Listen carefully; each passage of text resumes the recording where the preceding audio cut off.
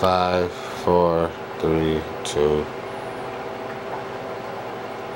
Hi, my name is J.R. Dub, and I wanted to talk to you about Mike Freeman's decision today.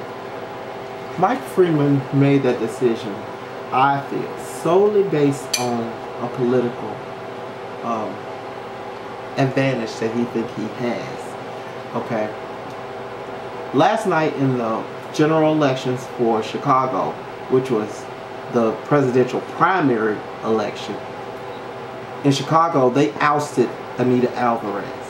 In Cleveland they ousted the prosecutor who would not prosecute the police officers that was involved in Tamar Rice's murder. So I feel like today, after seeing those two things happen last night, he had to make a political decision to go with what was best for him politically. Okay. His re-election comes up in 2018. He knows that we won't forget about that in that short of a time span. Okay, but what he wants to do is, like right now, he was supposed to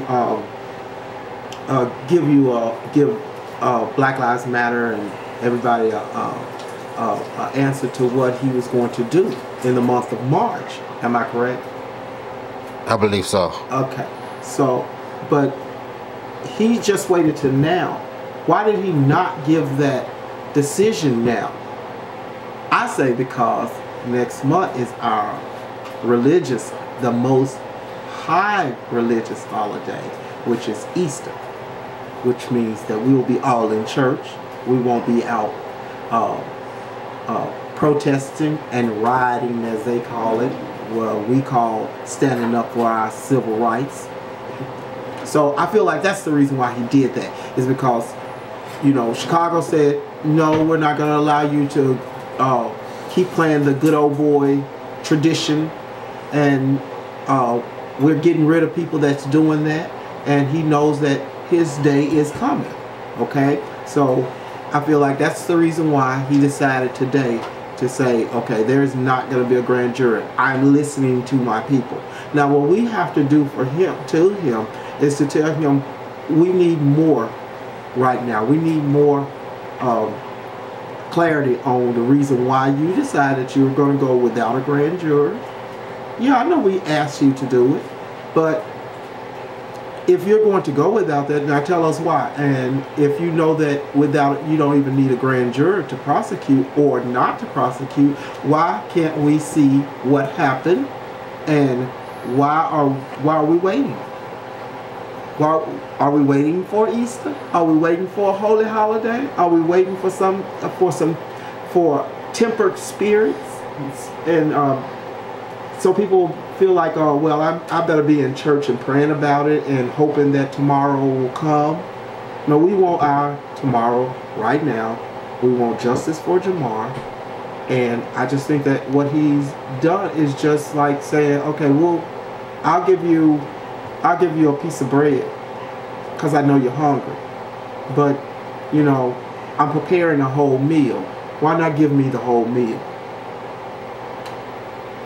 That's about all I need to say about that. So, you know, there's more things I would say about like what we do as far as a people when we see certain things that happen.